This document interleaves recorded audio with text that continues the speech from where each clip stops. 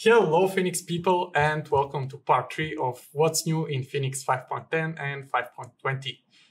Indeed, we have so much to show you that we have reached part 3 of the video. So I'm Svetlin.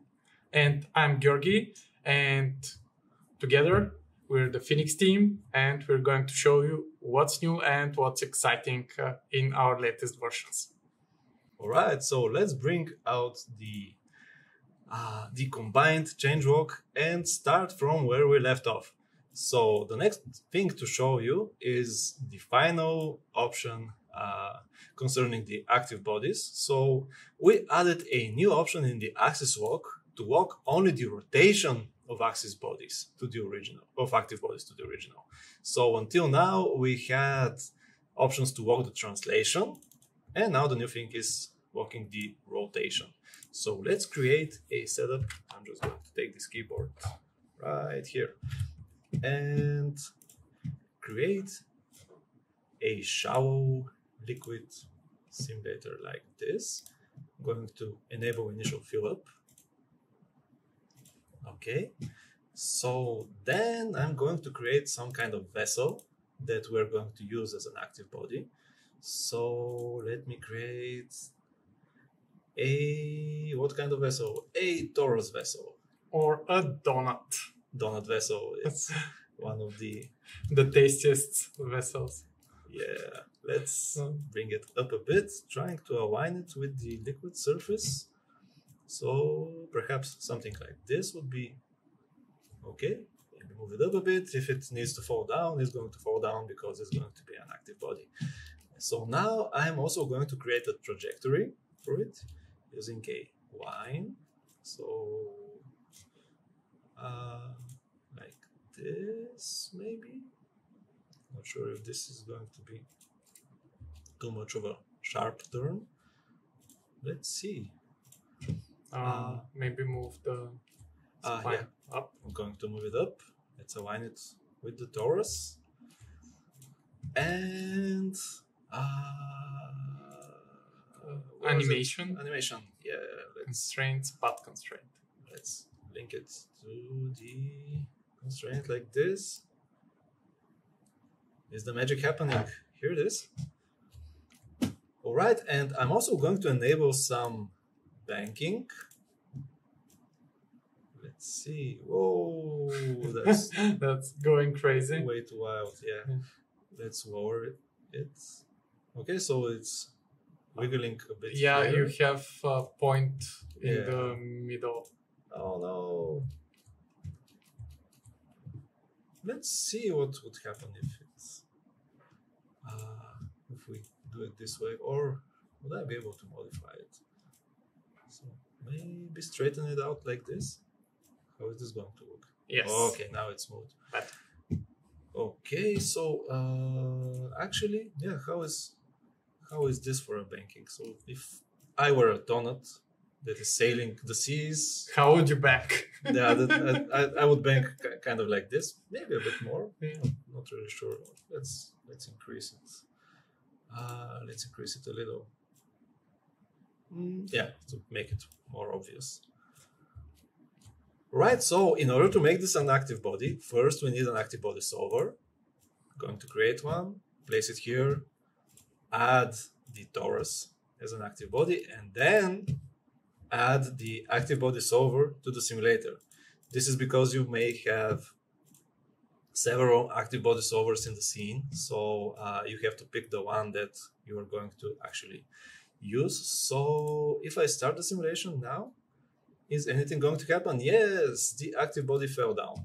So first off, we have this option. I'm selecting the original, not the clone, just in order to make sure that I'm changing the properties of the correct thing.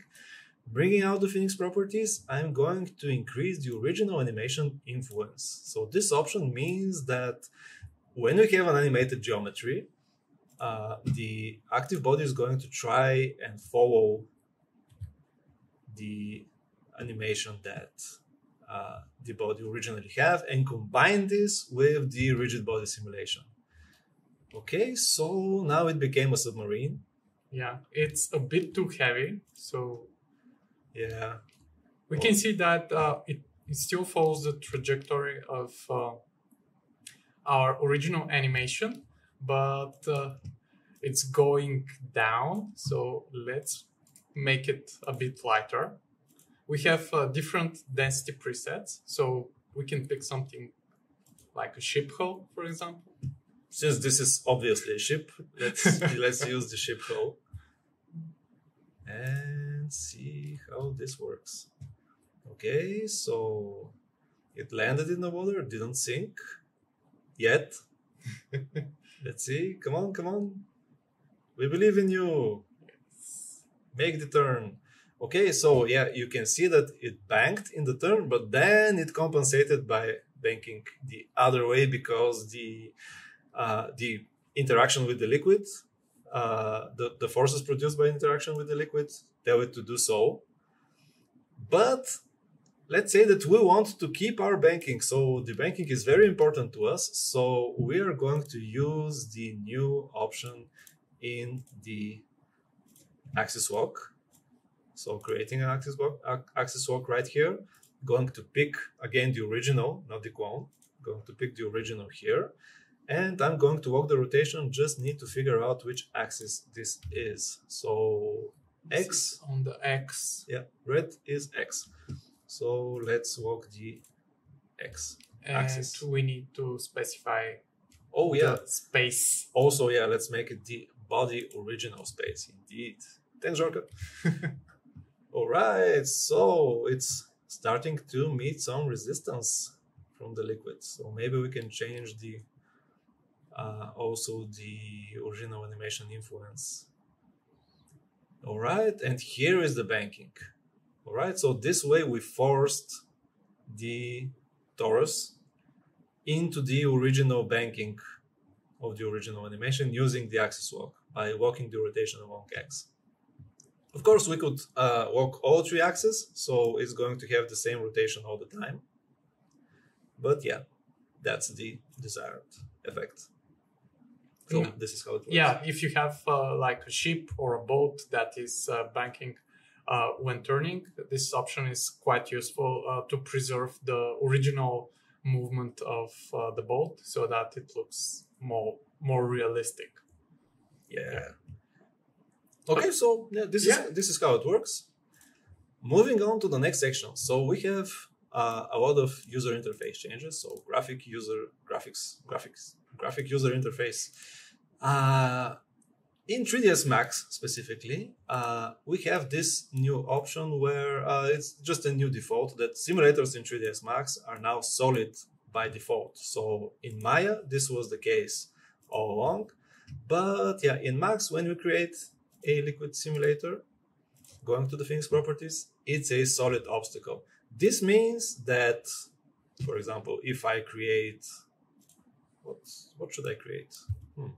Hold on. Let me simulation. Yeah, let me create a tap water preset and have it use this simulation as an obstacle. Let's see how this is going to work out. Kind of like this. So I'm just completely improvising right now.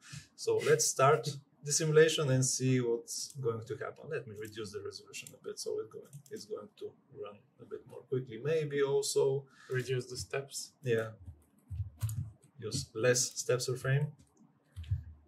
So let's see what's going to happen now. So I'm also going to turn off the particle preview, but yeah, you can see that going to show the mesh of the liquid simulator. So you can see that now by default this simulator becomes an obstacle to other Phoenix simulators. So whether they are liquid simulators or fire smoke simulators, or for example, let's go crazy here. So I'm going to grab this simulator and just plug it into a fire preset, and I can okay, so I might need to exclude one of the sources, but yeah, you can see that now this is also starting to burn. So yeah, why not do this as well? So now I'm having 3 simulators in the scene. You have to be careful when you do stuff like that, because in this case you gotta start excluding different sources and forces if you don't want them to interact over all the simulators simultaneously. But yeah, basically this is what it's all about. Oh, so here is a missing space. Yeah, so yeah, in that's case pretty much if you like to use multiple simulators interacting with each other, light liquids on fire, or make liquids collide with fire and smoke, you can totally do that. And now it works by default. Yeah. All right, so Pathfollow, the Phoenix Pathfollow Force now supports multiple splines in its set. So let me demonstrate this in Maya.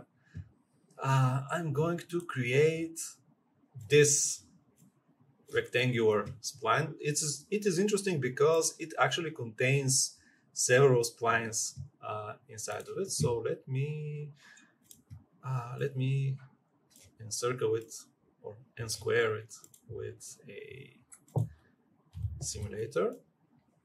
Maybe the simulator is a bit too large for this purpose, but anyway, so this one is basically made up of 4 separate splines. So now Phoenix supports having the Pathfollow, here it is, work with all of these. So let me move them under the Force Pathfollow set right here.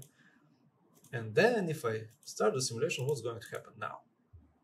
Nothing visibly happens, but if I go to the preview, I might enable the velocity streamline preview and see if anything is happening here. You need the force streamline preview because what did I? we have no velocities at the moment.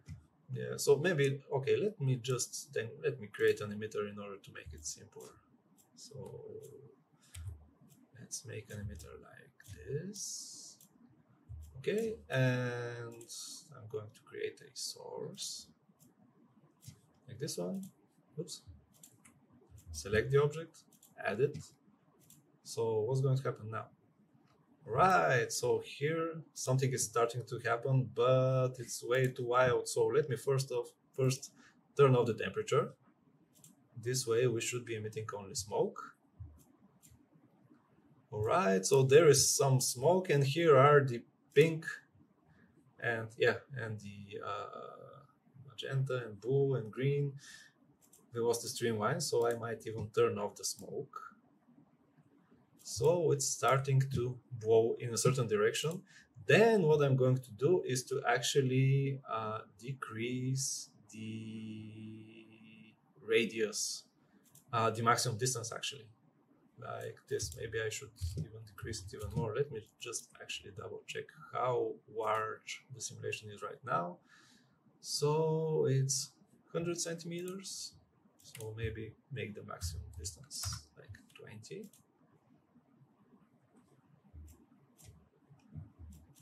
Maybe even less. Maybe even less. Yeah, let's make it 5. Aha, something else is starting to happen here. Okay. All right, but it's way too quick, so I'm also going to reduce the fall speed. And maybe also reduce the pull. And the rotation speed is too high. The rotation speed, yeah. Let's set them all to 20. And here it is. So now it's slower, and the Pathfollow is taking into account all of the 4 different splines, and they are working in conjunction with another. So now basically it creates a vortex. So I could even lower the fall speed even more. Maybe I'm going to increase the pull speeds. I'm not sure if I need any rotation speeds. So let me see. And yes, I could also reduce the maximum distance even more. What happened before we introduced this change is if you had multiple splines, the Pathfollow used only the first one that was in the list. So you couldn't use more than one spline realistically. But yes. So now all of them are supported and are included in the simulation. Okay, so I'm going to turn off the velocity streamlines, show the smoke. I could even enable the shaded preview. Here it is. So yeah, now the Pathfollow could work with a collection of splines, basically. And this also applies to 3ds Max as well. Yep. So basically that's it. All right, so then we have a new option in the sources to create velocities in a certain direction, or we could even base this on a texture. So this new option is called directed velocity. So let me see if I could demonstrate it with a fire preset, for example. So if I create a fire preset, go to the source, and here is where the new option is. So we could basically just say, okay, so I want more velocity along the y-axis. Oh man, this might be way too much. Okay, so let me reduce it, for example, to like 30 meters per second. This is way too much again. Okay, maybe reduce it. Did I manage to reduce it actually? 10? 1 meter per second? 1 meter per second is quite a lot. So I could make it just, just emit sideways. And of course, if you wanted to go the other way, you can give it a negative number. -1 meter. Here it is. So now, it's created. So since we're in meters, 30 meters per second was way too much. So again, if we check the sizes of the simulator, here you can see that the simulator is less than a meter wide. So 30 meters per second and quite a lot. So you can see that it created a puff of flame. I don't know whether you can call flames puffy, but anyway, it created one. It emitted flames in one direction and then it went the other way. And that's basically how it works. You can also do this with liquids, and you can also map it with a texture. So, for example, you could have the surface of the emitter use some kind of a texture, and you can have it emit in different directions based on this texture as well. So if you use a texture, it needs to be a colored one. So if you have blue, it will emit in the Z up direction. If it's red, it will emit on the X direction. And if it's green, it will emit on the Y direction. And the higher it goes, the stronger it will emit. So when using textures, it will replace the velocity. It will not add to it. So if you want to use a texture, make sure that you have enough color values. So if you use something blue, make sure that you multiply it 1,000 times, for example, whatever value that you need. So the red goes into X, the green goes into Y, and the blue goes into Z. And we have another video on Chaos TV on YouTube that shows setting up a fountain scene, which uses a texture for the directed velocity. So please feel free to check this out. We're not going to go into this video. In case you want to check how this works, you can check the video in the description below. Yes. Right, so what's next? Again, something in 3ds Max only. We added this is just a small change. We added a reset to default option to the discharge modifiers. So, for example, if I use a discharge modifier for this simulation, I could modify the emission of, let's say, temperature. So I can add a new discharge modifier and modify the temperature by what? For example, by normal Z. For example, let's see how this is going to work. So if I do this, I'm expecting that only the upper part of the sphere, so only the positive normals would emit. So this is what it means. So now if I make some kind of crazy curve, nice haircut. Maybe it went too crazy. But also, well, if I do something that is just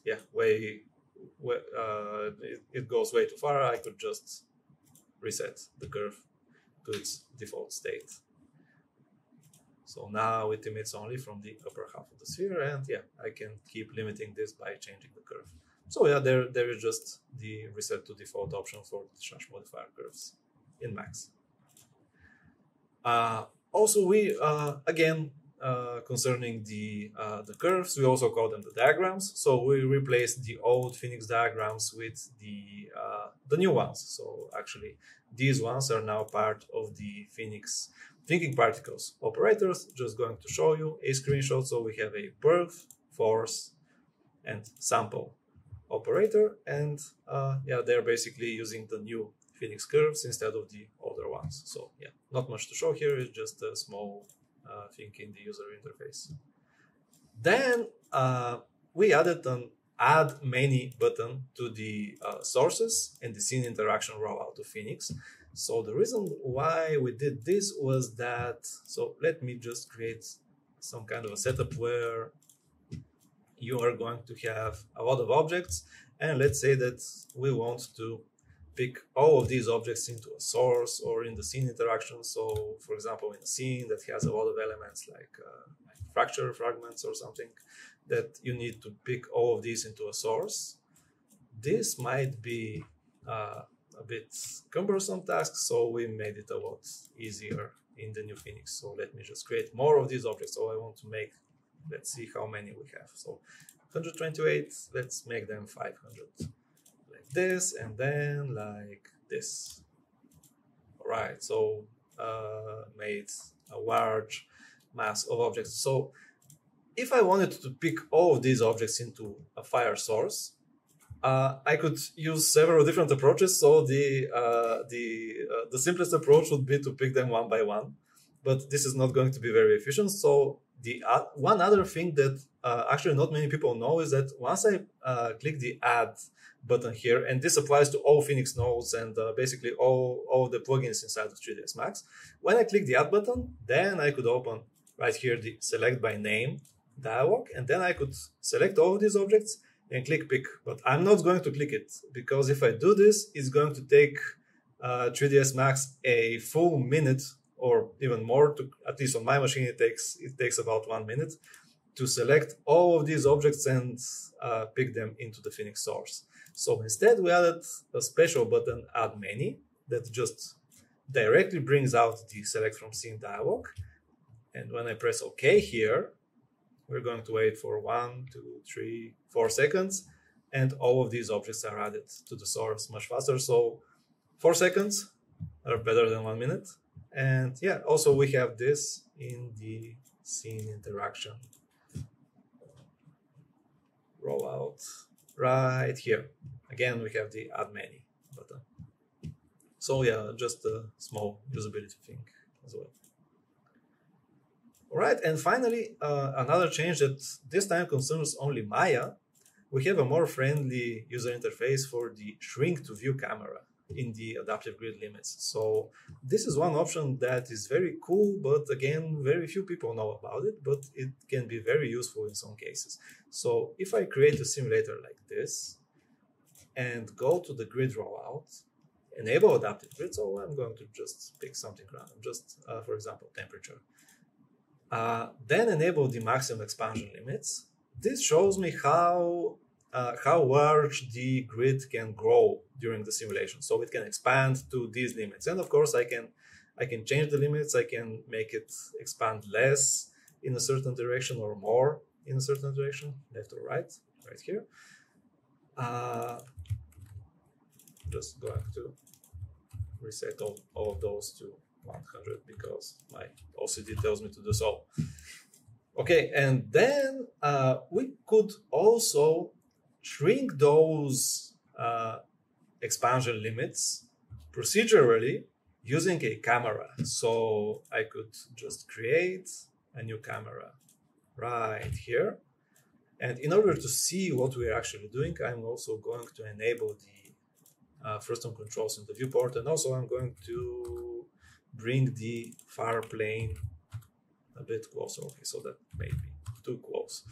So kind of like this. So this is the camera view, and we might not actually want to simulate anything outside of the camera view. So with the camera selected, then selecting the simulator, set selected camera, enable shrink to view, and then you can see that the selected camera now is actually shrinking the expansion limits. So when you move the camera around, it's going to reduce the maximum size of the grid. So basically, it's not going to simulate anything that goes outside of the camera. So yeah, the camera could also be rotated, for example. And yeah, this is a very cool way to just have the simulation procedurally shrink only to the actual usable area inside of the camera view. So, yeah, because usually simulations take time, and you don't care what's outside of your camera view. This way is a quick and easy option to reduce your simulation time and optimize your scenes. Indeed. All right. So I think that we can swap places right now, and I'm going to give Georgi the mic to walk you through the remainder of the settings. Okay, so now the positions have changed, and let's get to the cool stuff. So what's next? In here, we have a new default cache directory option in the Phoenix Preferences dialog for 3ds Max. So we had this in Maya already. So if you go into the preferences in here, we have this default cache directory. And now we have this in Max as well. So what does the default cache directory do? It stores our caches by default using this macro that's called dir. And what does dir do?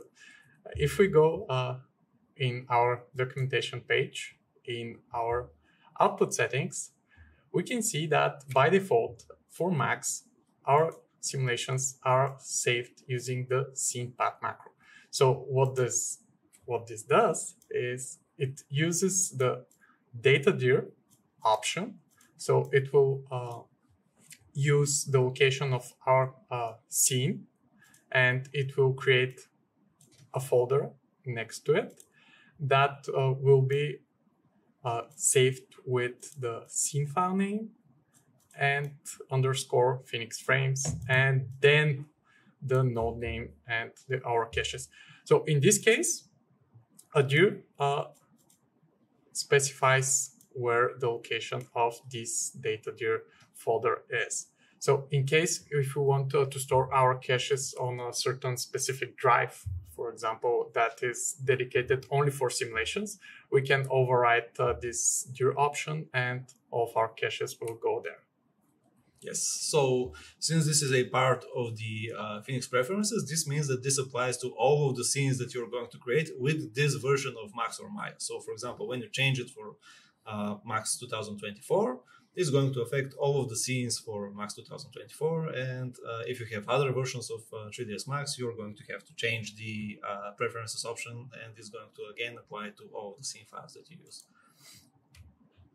And yeah, so the data dir is the default directory. So this is the actual value of the thing that you type into the preferences dialog, and then it gets substituted into the default cache path. So by default, it's dir, but you can have anything.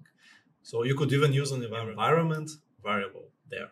Yeah, if you want to do some fancy stuff. Yeah, yeah. Okay, so there is that. So what's next? We have a new export simscene MAXScript function for exporting a simscenes from the current scene. Now, what I can do in here is let me reset the scene. I can go and create a fire preset, because that's our favorite preset of all time, because it's the first one in the toolbar.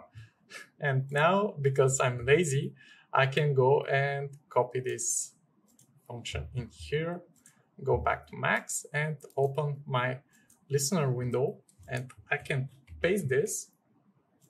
I think I have an empty space. Let's add some brackets, and I can type C chaos Phoenix, because this is the location of the folder where our log files are created, but you can use a directory of your choice, and I can type test.simscene.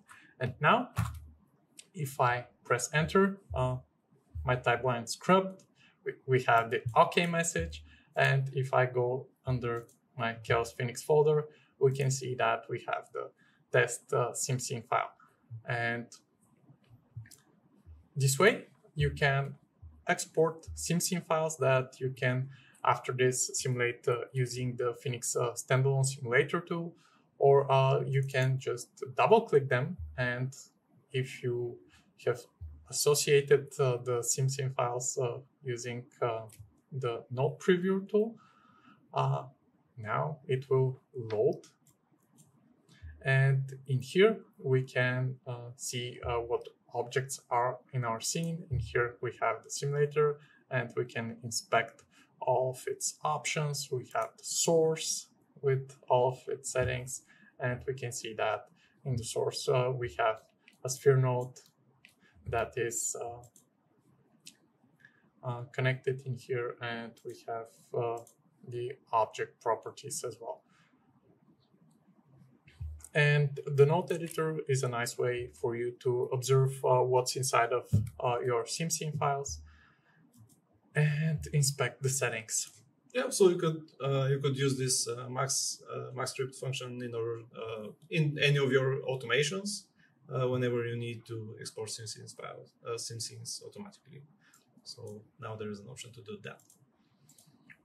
Okay, so what's next?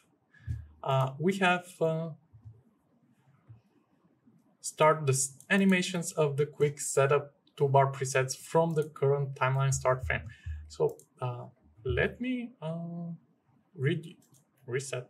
Yeah, let's reset. Reset the scene in here, and what I need to do is go in my time configuration, and I will start my frame from a frame 1000. So sometimes in studio environments, simulations start from frame 1000 because usually supervisors or people who are responsible for approving the simulation and the scenes can say, okay, I really like this scene, but can we pre-roll it for 100 frames so that it starts a bit earlier? Then if you use frame 0, it might be a problem for some max scenes or Maya scenes, but in this case, most people use frame 1000 so that they have enough room to work with. And now we support custom frame start for our presets. Now, if I do a gasoline explosion preset and start the simulation, our explosion will start from frame 1000. Previously, our presets that had animations for the source, like this gasoline explosion preset, these keyframes always started from frame 0. So this wasn't really handy. So we changed it, and now all of the simulations will start from the current timeline frame. Yes, indeed. So for any presets that have any animation, now they are adapting to the start of your timeline frame in both Max and Maya. Yeah, and if I go in here to frame 0 again, we can see that our simulation is working properly and starts right. It starts 1000. Yes. Yeah. Okay.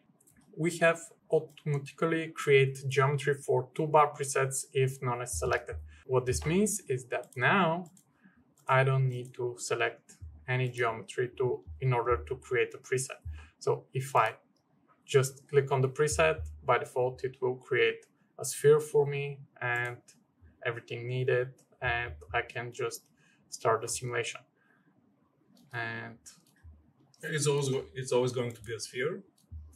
And before that, it was going to complain that you don't have any geometry selected, so please select some geometry or some particle system in order to create the preset. And now, if you don't have anything selected, it's just going to create a sphere by default. Yeah, just an easy way to create presets and get things going. Okay. what's next? We use the face function option for the Cloud's quick setup toolbar preset. And now if I go in here, and I can actually drag my viewport a bit to the side like here, and just create a clouds preset, and I can start the simulation. And now it will take a bit of time. Maybe I need... Yeah, it's going to take some time in order to start producing the clouds. So you know that we added the new face function option, which is good for clouds. So now the clouds preset, let's reduce it. Now the clouds preset is using it because it's suitable for exactly that kind of stuff. So it's going to take a few frames in order to ramp up. It's emitting from my texture. So emitting from textures is slower because textures are more complicated, especially the noise texture. Just the standard 3ds Max noise texture, it takes a bit of time to evaluate. And here it is. So it's starting to show. Yes. And you can find the face function option inside of our volumetric render settings. And under small color, we have the face function. And in case you cannot edit it, that's because you need to switch to the ray traced GI only mode by default. The approximate plus shadows option is selected. So in case you want to use the face function, you need to go and switch to the ray trace mode. Yeah, okay. Otherwise it's going to be grayed out. In here we have some turbulence from the old presets. Yeah, it's producing some crazy results. But yeah, I think this something should be good. Like this should be good. So let me delete the fire from the other presets. And actually the other turbulence as well.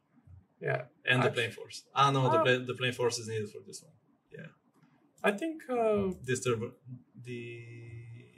yeah, okay.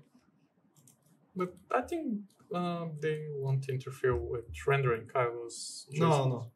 going to create like a sound like this. Crazy keyboard shortcuts. Yeah. And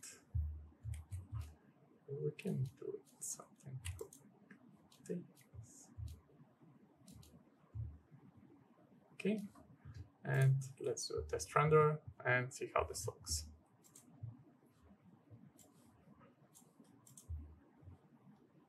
Yeah, so here they are. They're a bit low res, but cloudy enough. Yeah. Okay, so what's next? We have improved our workflow for the cache converter. What the cache converter is our little tool for converting caches between the Phoenix native format that's called Aura and OpenVDB. So in case you have Aura files that you wish to convert to VDBs or VDBs that you wish to convert to Auras, you can use the cache converter for that. You can find it under C, Program Files, Chaos Group, Phoenix FD, 3ds Max 2024, or the location. Your Max or Maya version, basically. Max or Maya version that you're using under the bin folder. And in here, we have this cache converter file. And what we can do with it is now we can drag and drop files over it. So yeah, it's a command line executable. So if you just double click it like this, it's just going to open and close. Yes. So in order to do advanced stuff with it, you have to open it using the command line. Yeah, you can use it like this. So if I type cmd in here in my Explorer window, and if I drag the cache converter and I press enter, it will show me all of the commands that I can use and some examples on how we can use it in order to convert our caches. But since this is a bit if you don't want to bother with all of this, bothersome, yeah. Now you can just drag and drop files over it. Yeah, what we can do now is I can close this, and in here I have a folder with some VDBs, and in case I have a single file, I can just drag and drop it. It will start a command line in here, and we can see that it's already done and it converted it to Aura file. And okay, so what I can do is I can select a sequence of caches like this, and then drag and drop it over here, and it will convert all of these, and we can see that now we have Aura files. And if we double click the Aura files, it will start the Phoenix Standalone preview tool, and it will allow us to see what the contents of the cache are. So in here, it loaded all of the caches, and we can script the animation, and we can see that we have a grid of 70,000 cells. It's very low res. Yeah, very low res. And we can also see that it was saved by the cache converter. So you have this additional info, and you know what happened with this cache. Yeah, so if you drag Aura files over the cache converter, it's going to convert them to VDBs. If you drag VDBs over the cache converter, it's going to convert them to Aura files. And yeah, basically that's it. So if you don't need any, if you just need to switch between the two formats, that would be all. Otherwise, you could use the command line for more advanced stuff like removing grid channels or removing particle systems or compressing your cache files in order to save some space if that's a problem for you. Yeah, changing the Aura file compression. Yeah, so Aura files support compression. VDBs don't really have that kind of option. Okay, so we have new Windows icons for the cache converter standalone preview and the standalone simulator. And yeah, I think you already saw them. Yeah, already saw them. We have an icon for the cache converter, for the Phoenix previewer, and for the simscene editor, and for the standalone simulator as well. So previously, all of them just used the Phoenix logo, so now they have separate icons, and these are also the icons that you're going to see on your Aura and VDB files. By default, the Phoenix installer associates Aura, VDB, and F3D files with the Phoenix previewer, so you're going to see this icon on your Aura and VDB files as well. So, and if you just double-click them, they're going to open with the Phoenix previewer. And also, if you have simscene files, they are also going to have the icon of the simscene editor, and by default, they are going to open with it. So yeah, that's pretty much it. This is for Windows only. Yes. So what's next? We have some improvements to the standalone simulations and our deadline submitter. So now we have support for time-bound resimulation, for retiming simulations. We have support for animated transforms of geometries and the simulator. And we have support for animated options of the simulator and sources. I can think we can show this in a single setup. So let's get wild and see what we can do about it. Let me reset my scene in here like this. Okay, and let's create our favorite fire preset. Yeah. Okay. So now let's do a basic simulation like so. And what was the first thing was time-bound resimulation and animated transform of geometries and the simulator. So what we can do is I think we can animate our sphere to move from left to right, and then we can animate the time band so that it can slow down. And the third thing was animated options for the simulator and the sources, and we can animate the discharge so that our sphere stops emitting fire. Okay? Yeah, sounds good. Okay. So let's go and animate our sphere. I'll enable the Alt key and let's move it like this, for example. Maybe that would be too fast, but yeah, let's see. Let's see if the simulator would be able to catch up. Okay. Or maybe we can just link our simulator to the sphere. Okay, yeah. And now we have something like this. Then it should stop and the inertial forces should throw the fire into the other direction. Like this. Yes. Yeah. So we have this in Max, so let's see if it works in the Standalone Simulator. Let's delete it. And we can go in here and export and sim this.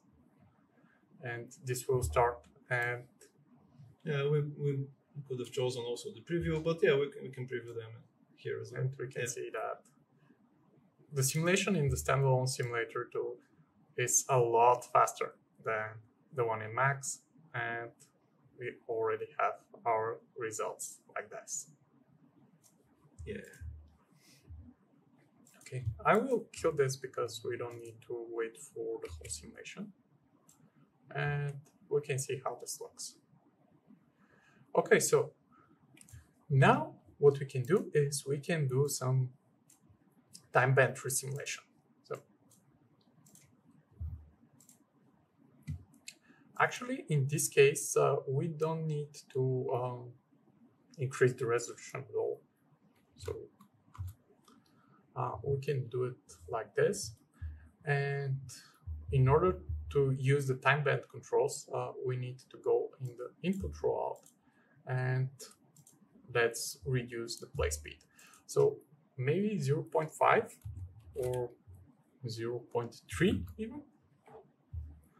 Let's try like this, and let's try and export, sim, and preview this time. Maybe we should also slow down the sphere because since it's moving. Yeah. Let's try this as well.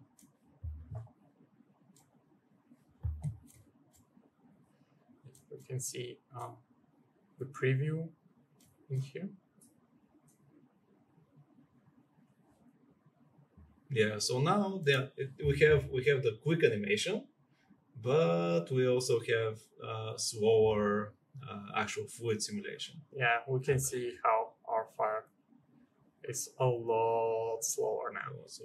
So if we want to get kind of a slower simulation of the whole thing in general, we should also slow down the sphere accordingly. But yeah, I think that this kind of proves the point. Otherwise, yeah, we could move keyframe 15 to... Yeah, to frame should be 3 times slower. So it will be something like frame 45. Yeah, something, yeah. And yeah. Might not exactly coincide, but yeah. So yeah, here it is. Okay, so, and finally, this thing supports animated options for the simulator and the sources. And in this case, we can just go and animate the outgoing velocity. For example, we can say that we don't want it to emit for the first 5 frames or so.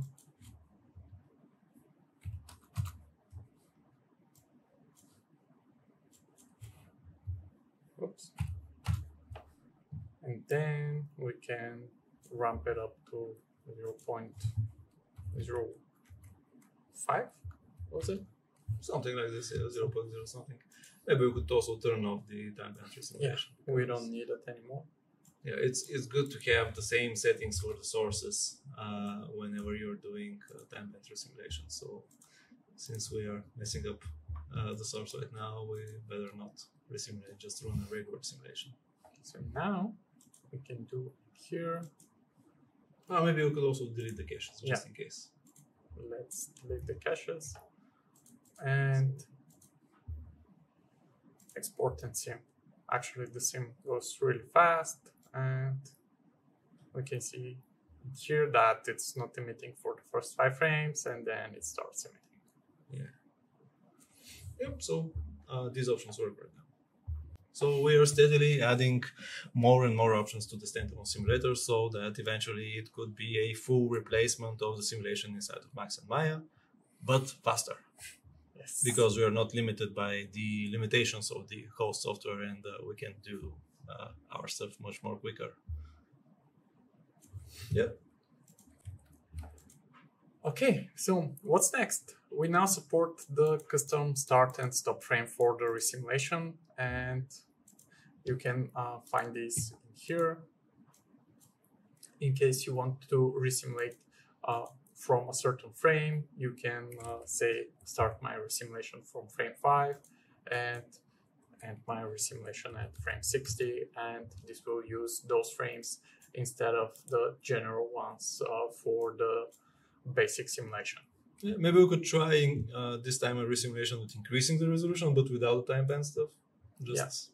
So yeah, you could just partially resimulate a window over the sequence.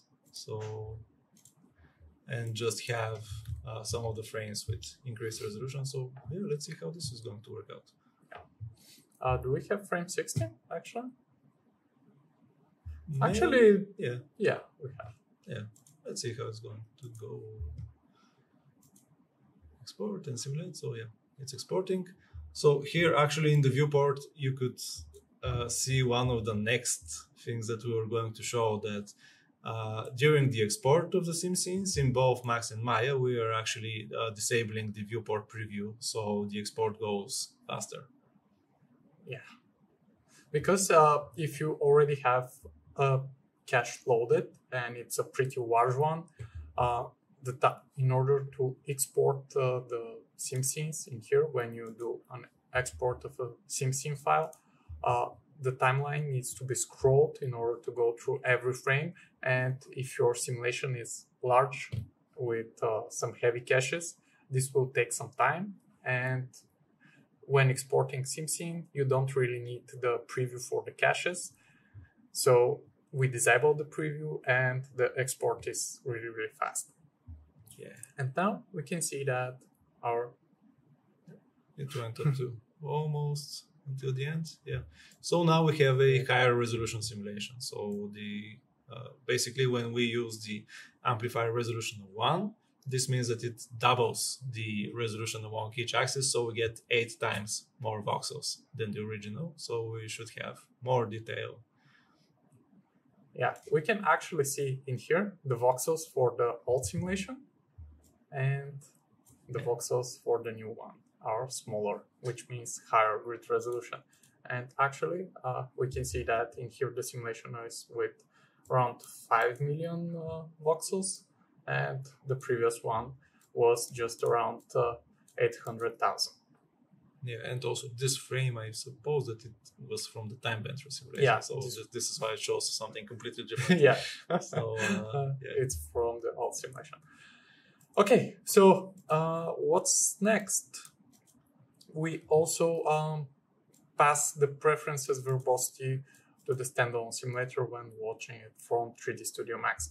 So what the verbosity option does is in here under Phoenix preferences, we have log file verbosity.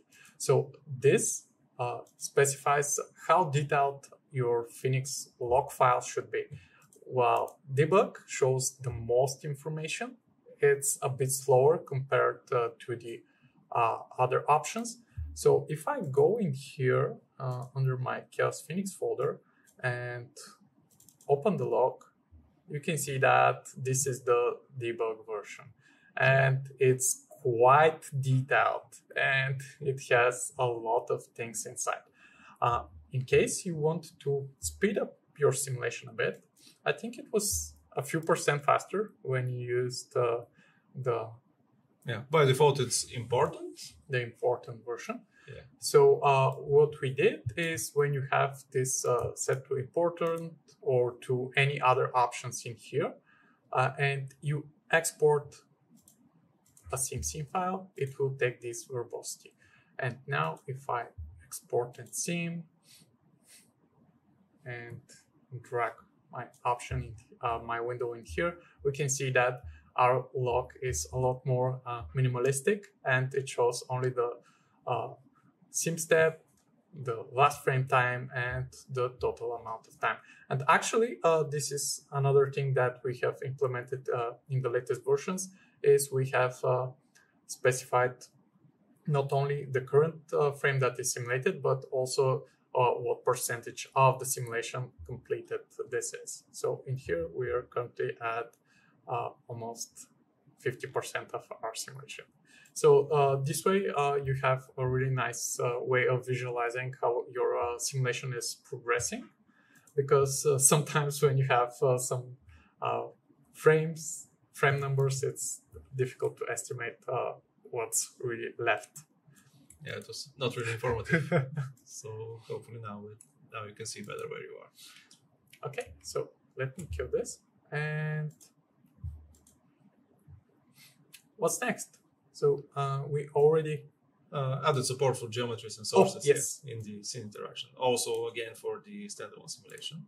Yeah, in case if you have an object in your scene that you wish to exclude from your simulation, or just want to include a certain object in here from the scene interaction world, this will be affected in the standalone simulations as well. So in this case, I can do like, let me reset the scene so that it's easier. And for example, we can make a box like this.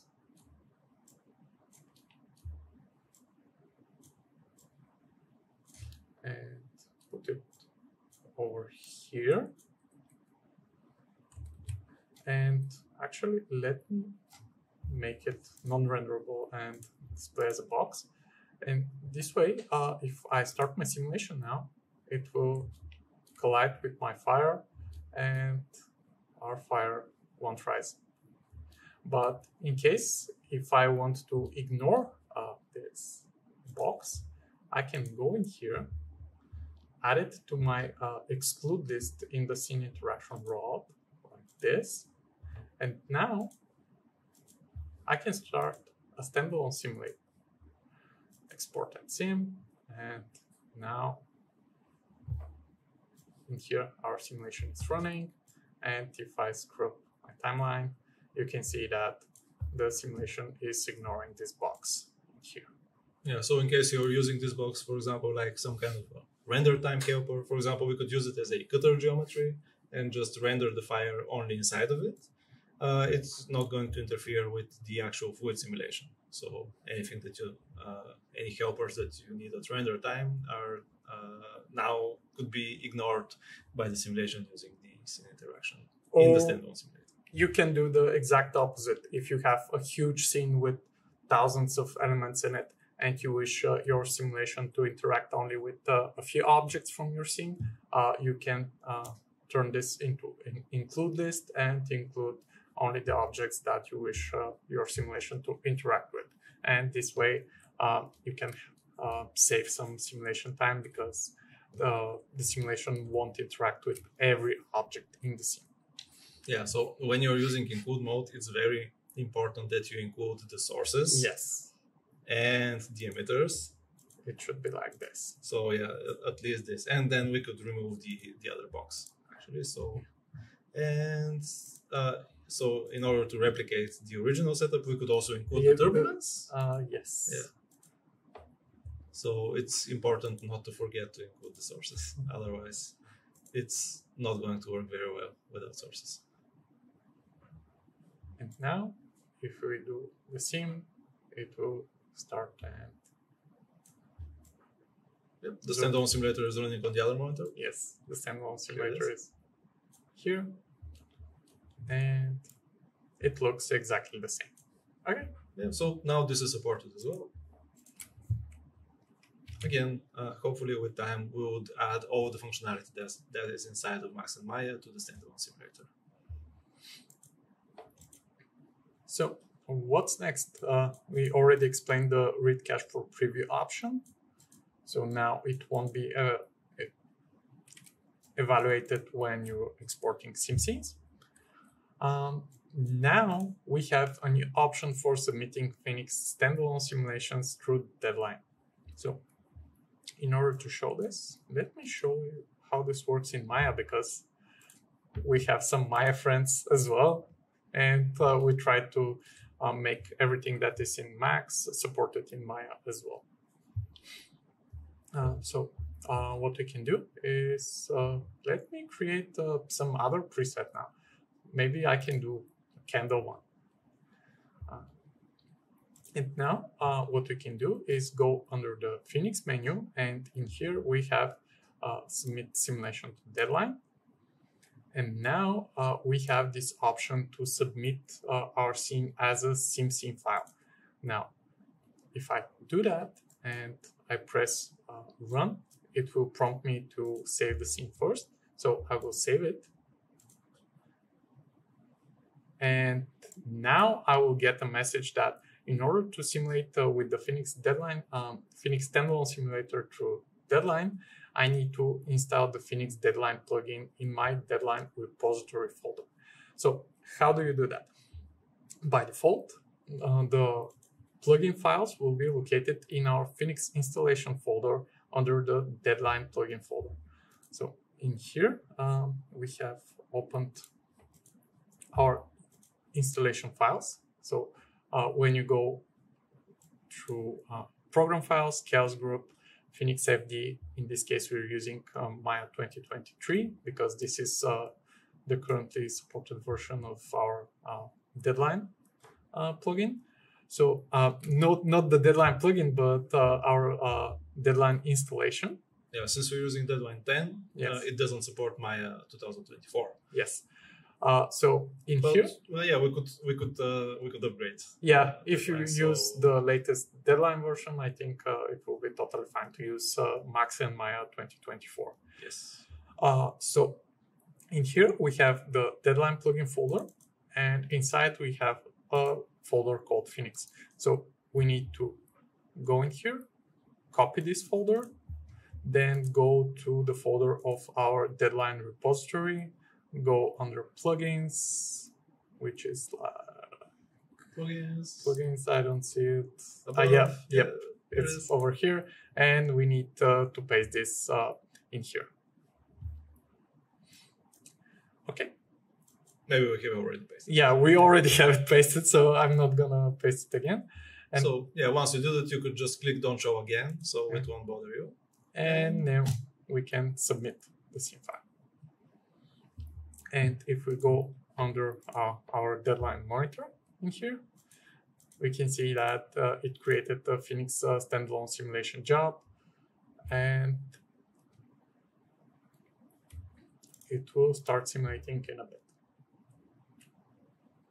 It's starting. Yes, now the status went to rendering. And which means simulating. Yes. Yeah. Unfortunately, many of these render farm managers, they have the concept of rendering. So the simulation is something that is like implanted into that concept. So in this case, yeah, it says rendering, but it's actually doing the simulation as a pre-render step.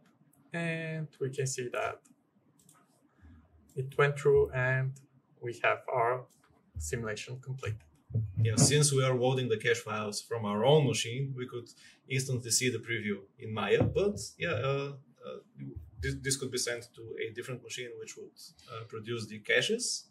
Yeah, in case you're using a machine on the network, make sure that your output folder is specified, is pointing to the network location so that the caches can be written correctly over the network. Okay, and what's next? So now we have the option to generate images from the cache sequence after the Deadline simscene simulation.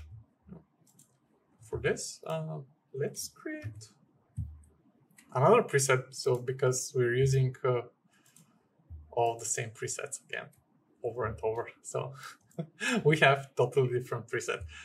So in this case, I can go in here and again submit it as a simscene file, but this time I will go and enable the generate preview images checkbox. And now, actually, let me reduce the grid resolution a few times and run this. It should be fairly quick because it starts off with a small grid. and then it expands more. And now it should create a new job. And in here, you can see that we have two tasks. So the first will go over and simulate our scene. And the second one will load the caches inside of the Phoenix Standalone preview tool, and it will output images next to the cache files. This way, after your simulation is done, you have a preview of how your simulation looks like without going and having to load all the caches inside of Maya or the Standalone preview tool manually. Yeah, so especially if you have some large, high-resolution caches, you get automatically the completed image sequence. So now it's still simulating. So simulating. We're looking at the other. Maybe the timeline was too long, so it's going to start. So it moved to 82%. 83%. Yeah. Come on. Also, actually, we have run the images before, so these are old images. But these are the older images. Yeah. Let's wait a bit, and it should be overriding them in a bit. And here we can see that it's almost done. Yeah, it started updating them. 83%. Yeah. The timestamps have changed. They're showing 12 p.m. Yes, it's now 12 p.m. and now they should be done. If I scrub the timeline, we can see that we have some preview of how our simulation looks like. Yeah.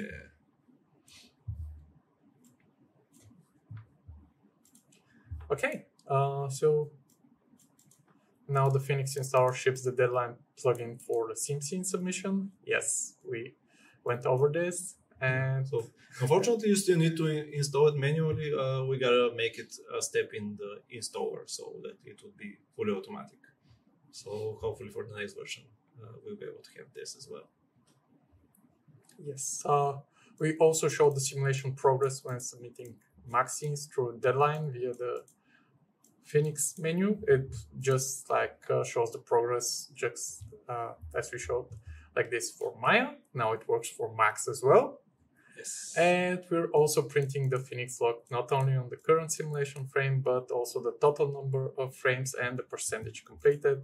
The thing that we we showed a bit as well. So this is it, guys. So thanks a lot for watching. It was really a pleasure. So this is the final part of what's new in Phoenix 5.10 and 5.20. I hope you enjoyed it. And if you have any questions, if you have any ideas about what you'd like to see, ideas about tutorials, just let us know in the comments below. And can't wait to see you in the next video. Thanks a lot. If you enjoyed the video, like it, subscribe to my channel, subscribe to the channel of Svetlin. He has a really cool channel where he publishes really quick, short, and informative tutorials. So I hope this is useful for the community and can't wait to see you in the next one. Thanks, guys. Thanks. Bye-bye. Bye.